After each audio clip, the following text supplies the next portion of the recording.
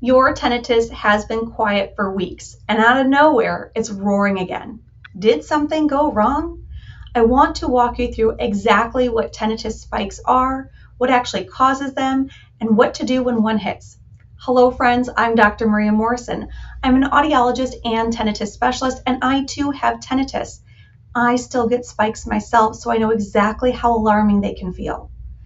In this video, I'm going to go through the most common triggers, and one of them catches most people by surprise. It has nothing to do with stress or noise, so stick around for that one. But before we get to the triggers, you need to understand what's actually happening when a spike hits, because once you get that, the triggers make a lot more sense. Now, a spike is a temporary increase in how loud or intrusive your tinnitus feels. Notice I said feels. In the vast majority of cases, nothing has physically changed in your ear. What's changed is how much attention your nervous system is putting on it. Some researchers believe that spikes happen when the nervous system is already under more load than usual. Stress, poor sleep, illness, and tinnitus gets swept up in that heightened state of alert, so it registers as louder even though nothing underlying that signal has changed. So really, a spike isn't random. It's your nervous system reacting to something.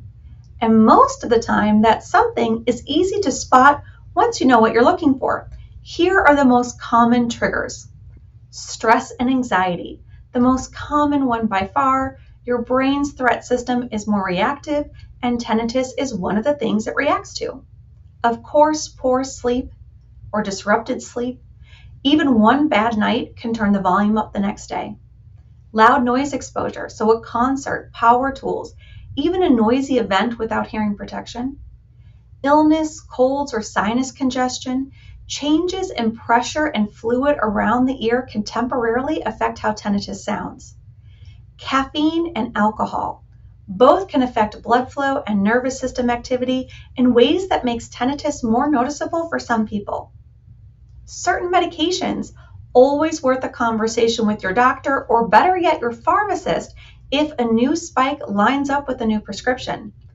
Earwax buildup, my favorite. It tends to be the simple and easiest fix. Hormonal changes, reported by a lot of patients, though this one is less studied and more research is needed. And the surprising one, weather and barometric pressure shifts. Patients tell me this constantly, and while research is still limited, changes in air pressure can affect structures in the ear and sinus pressure, which some people notice as a spike. Stress tops that list for a reason. It's by far the most common trigger I see in my own patients, and it's also the one I understand the most personally. In October of 2025, my brother was in a horrible accident. He was intubated and sedated for several days, and for a while we genuinely didn't know if he was going to survive. My tinnitus roared during that stretch, and honestly, that made complete sense. My nervous system was in full alarm mode, I was barely sleeping, and my tinnitus got swept up in it. For the first 2 or 3 days, it stayed loud, but I went back to the basics of what I teach: nervous system regulation, deep breathing, sound enrichment, the same tools I give my patients, and I worked at it deliberately to bring my body out of that constant state of alarm. Now here's the part I really want you to hear. A few days later, we got the news that he would survive, but he would never walk again. That was devastating.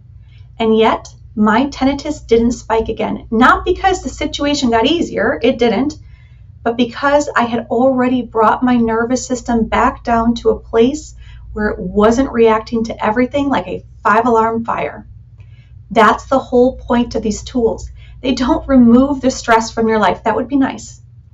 They change how loudly your body and your tinnitus reacts to the stress. And that's exactly the kind of thing I want to break down for you every week. So if this is helping you make sense of what's happening in your own ears, hit subscribe. Now let's get practical, because understanding why the spike happens is only half of it. Here's what actually helps when you're the one in the middle of it. First, don't panic. Spikes almost always settle back down on their own, usually within a couple of days to a couple of weeks. Second, Work on regulating your nervous system, not just waiting the spike out. Deep, slow breathing is the simplest place to start. Put your hand on your heart. Take a slow, deep breath.